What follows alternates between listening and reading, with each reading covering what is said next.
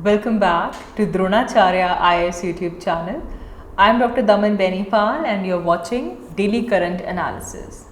आज इस video lecture में हम आज के इम्पॉर्टेंट करंट अफेयर्स डिस्कस करेंगे जो कि हमारी civil services preparation point of view से इम्पॉर्टेंट हैं. So let's begin with this video. आज का हमारा पहला आर्टिकल इंडियन कोल माइंस से रिलेटेड है. वेल बेसिकली एक हमारे पास this analysis which has been released by global energy monitor जो कि इंडिया की कोल माइन से रिलेटेड है. तो सबसे पहले तो उस ग्लोबल एनर्जी मॉनिटर एक फर्म ने क्या ट्रैक किया है, क्या एनालाइज किया है, पहले वो देखेंगे. Then the main topic for concern is about coal in India. We will talk about the types of coals that is present in India, global energy monitor itself क्या है और इंडिया की मेजर कोल माइंस कौन कौन सी हैं वो हम आज मार्क करेंगे एंड आई होप आप अपनी एटलिस्ट में भी इनको मार्क करेंगे. So that is what is the goal of this particular topic. So context अगर हम देखें, सो this is an analysis done bye global energy monitor. ठीक है, क्या है global energy monitor?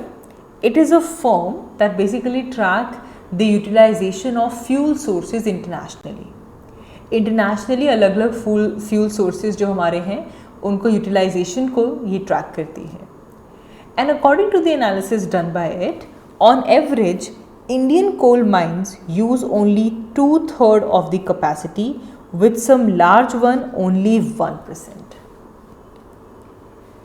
Indian coal mines are only using 2/3 of their capacity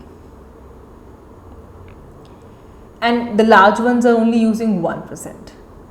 तो ये जो एनालिसिस आया है यहाँ से इंडिया का जो कोल सेक्टर है वो इम्पॉर्टेंट हो जाता है. Now when we talk about coal in India, तो we need to understand that India is the second largest producer and the consumer of coal after China. ठीक है, and when we look at the distribution of coal, तो mainly हमारा जो peninsula है that is enriched by it. And therefore in India, Jharkhand is the largest coal producing state. Jharkhand is the largest coal producing state, and then we also have Odisha, Chhattisgarh, West Bengal, Madhya Pradesh, Telangana and Maharashtra. हमने थोड़े दिन पहले chromite की बात की थी. And I asked you to write in the comment box that the chromite is present in Odisha, the maximum amount. And today we can learn another one, that is coal, that Jharkhand is the largest coal producing state. Again, you can take this to your active memory by writing this in comment. Jharkhand, the largest coal producing state.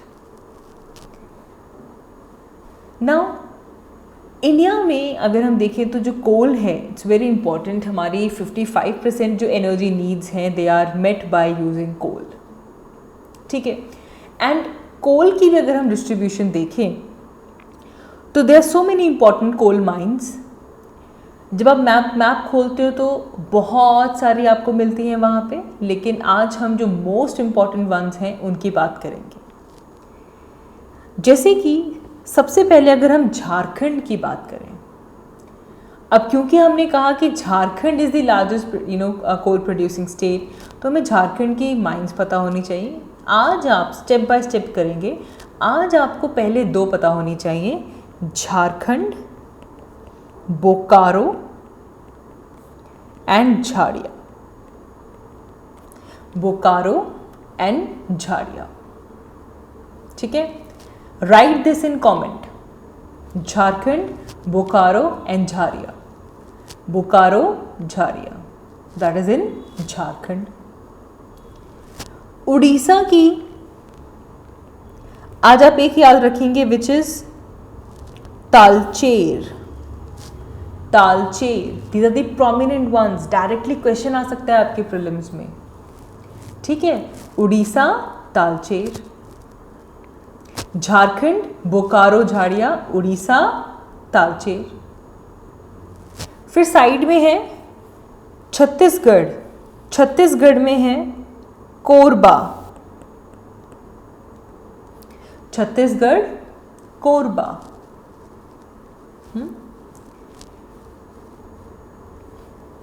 Waste Bengal Raniganj, West Bengal Raniganj, okay. MP has Singrauli, Singrauli, मैं भी आपको याद करवाऊंगी ये, ठीक है। And then Telangana has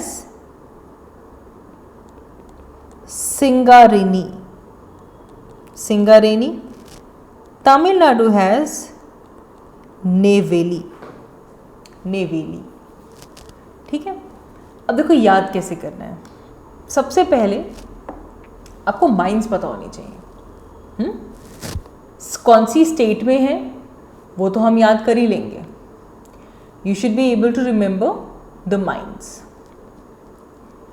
जैसे कि रानीगंज, बोकारो, झाड़िया, रानीगंज, बोकारो, झाड़िया,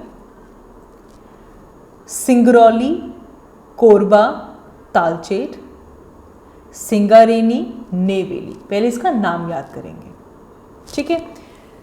ये एक ऐसा टॉपिक है कि जब जीएस में भी हमें ये कवर करना होता है तो we almost try to skip this topic. यार बड़ा मुश्किल है क्योंकि इसमें एफर्ट लगता है।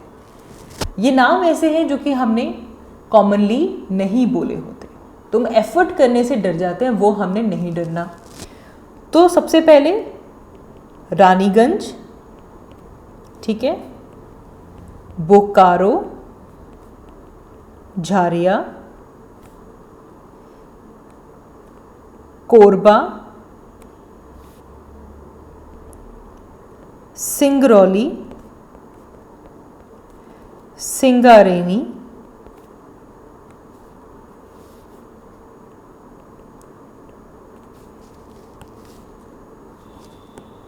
Talcher,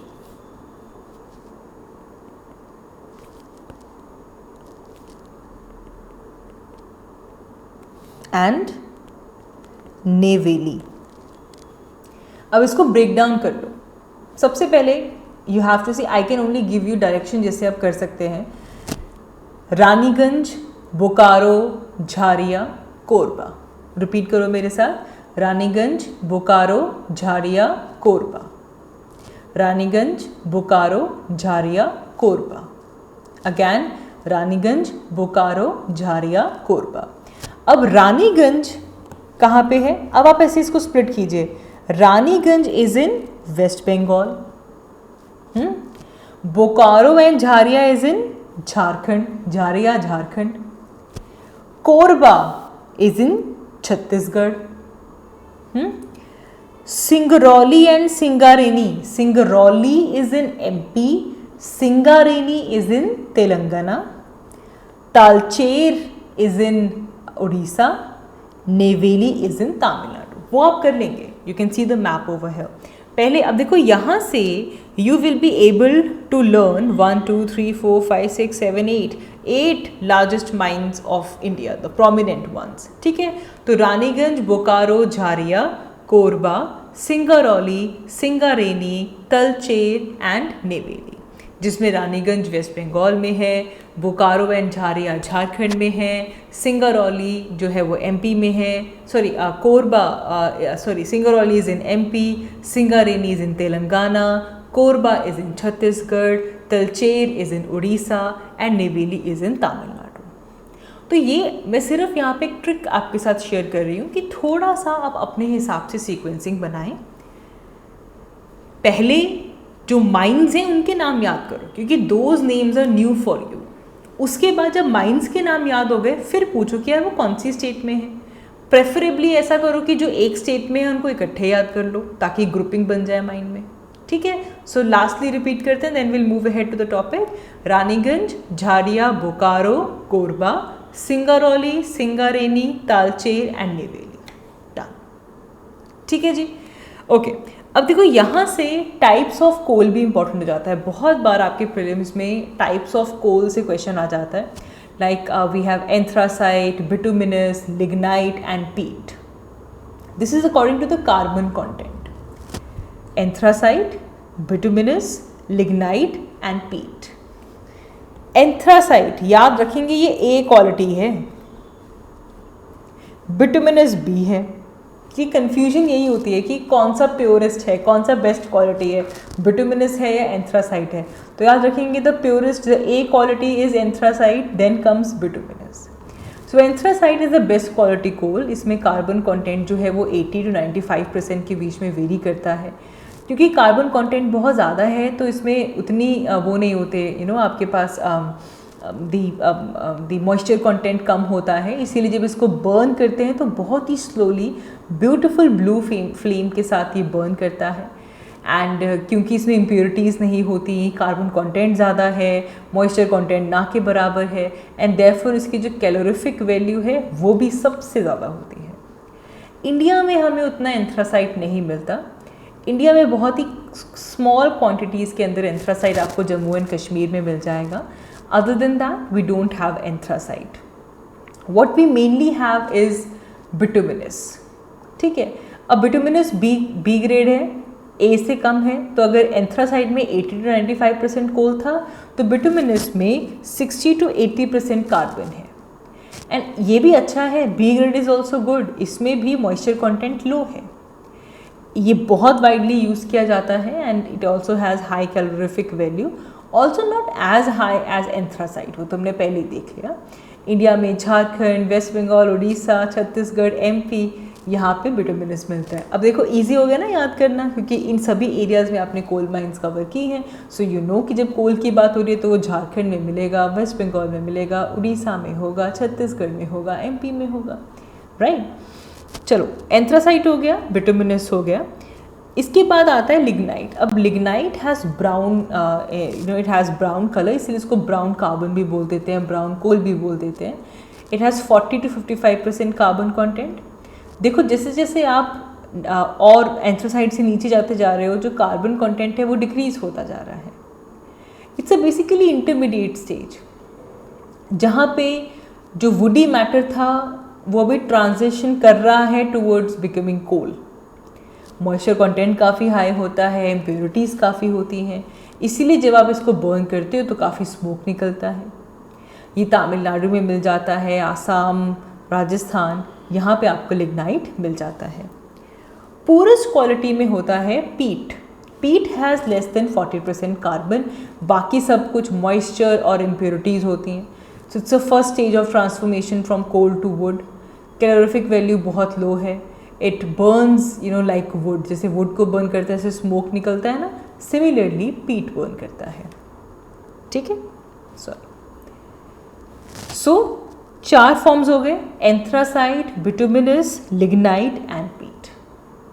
that is about your कोल। अब ये जो एनालिसिस किया था वो किसने किया था? ग्लोबल एनर्जी मॉनिटर ने।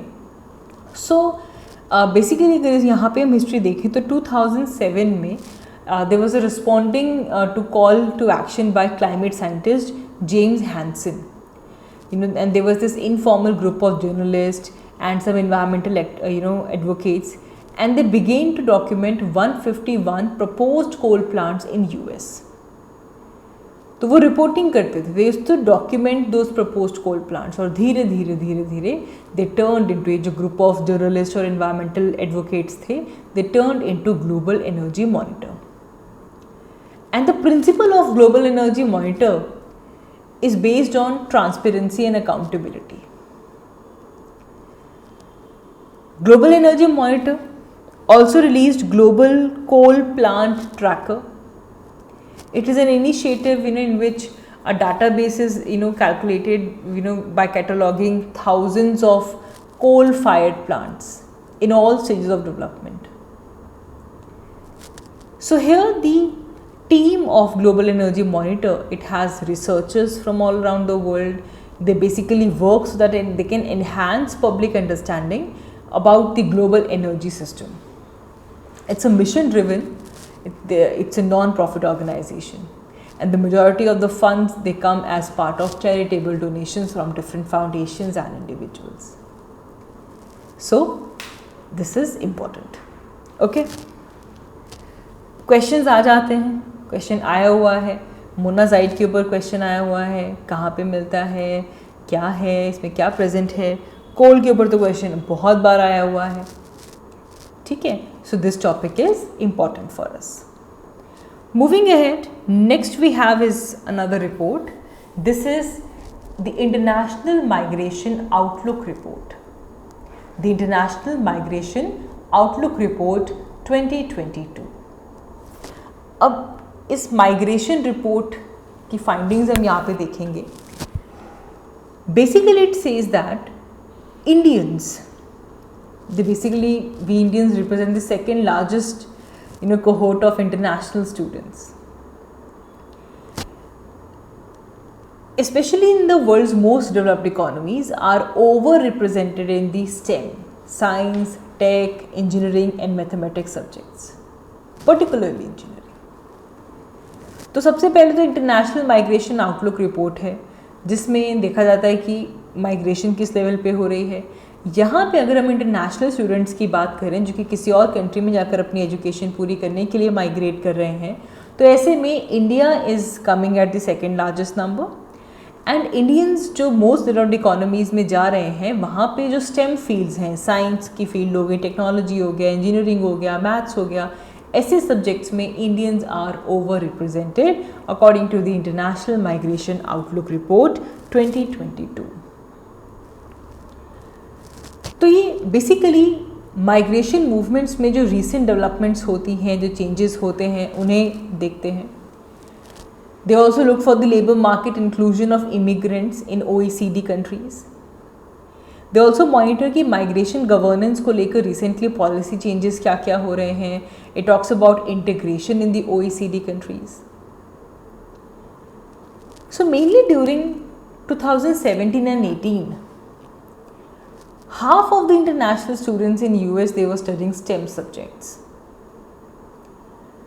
and in those 79% were Indian students. They were even more than the Chinese students.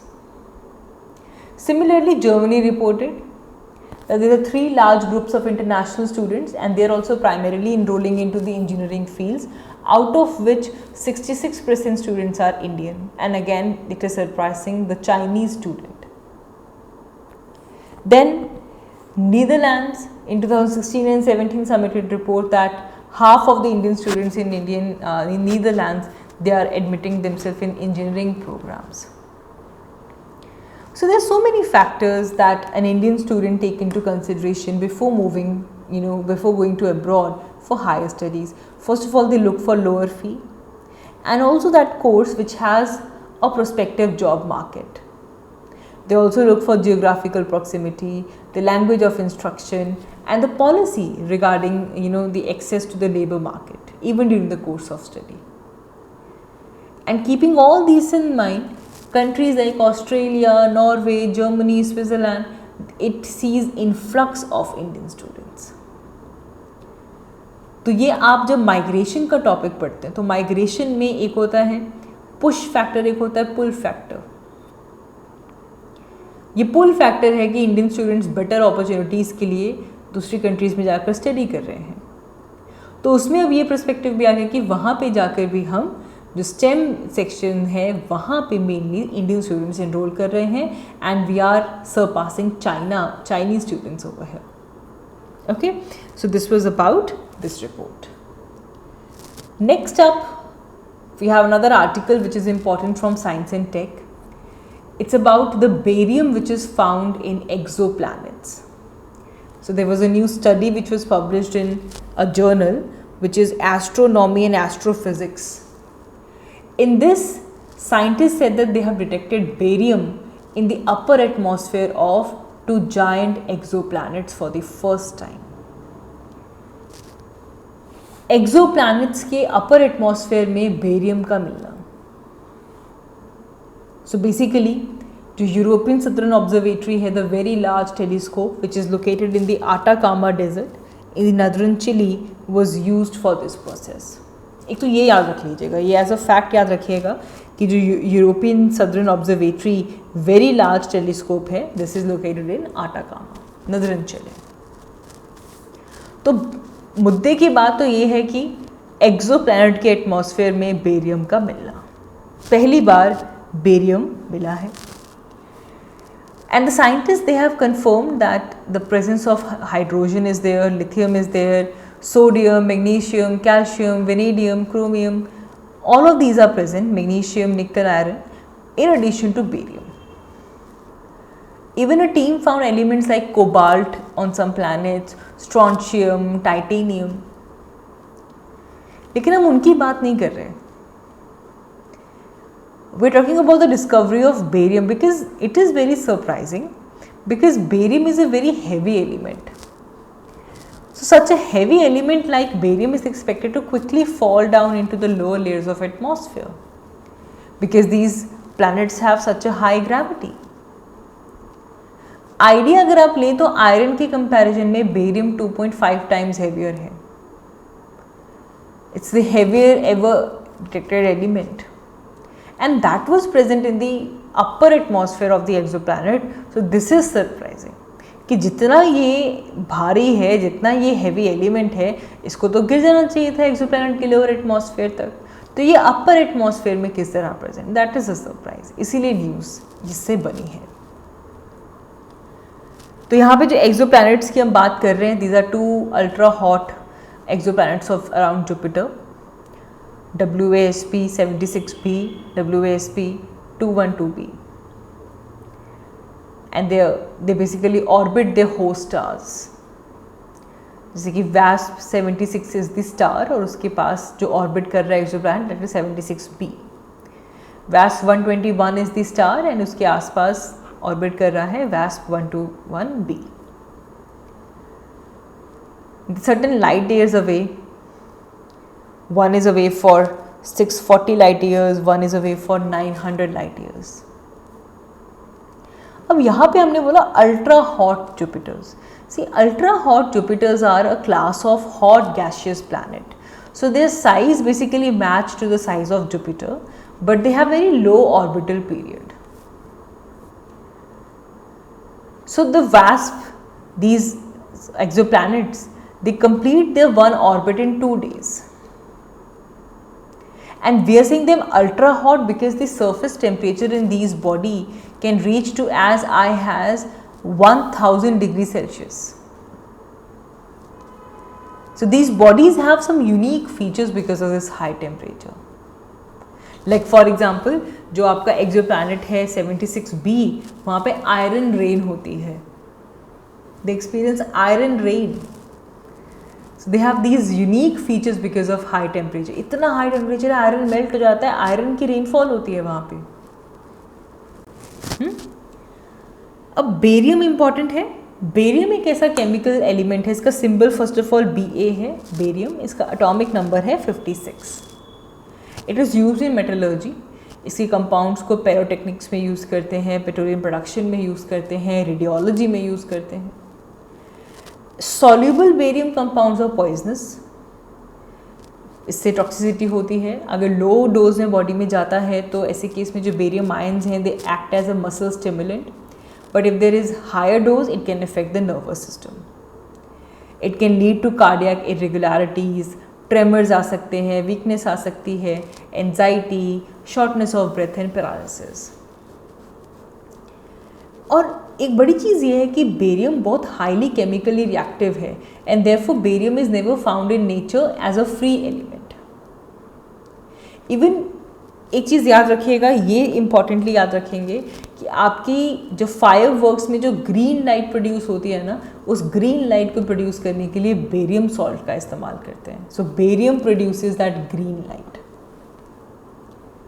ठीक है, सो दिस इज इम्पॉर्टेंट है। So I guess that is all for this video. आज की इस वीडियो के लिए इतना ही। Thank you so much for watching. I will see you all in my next one. Thank you.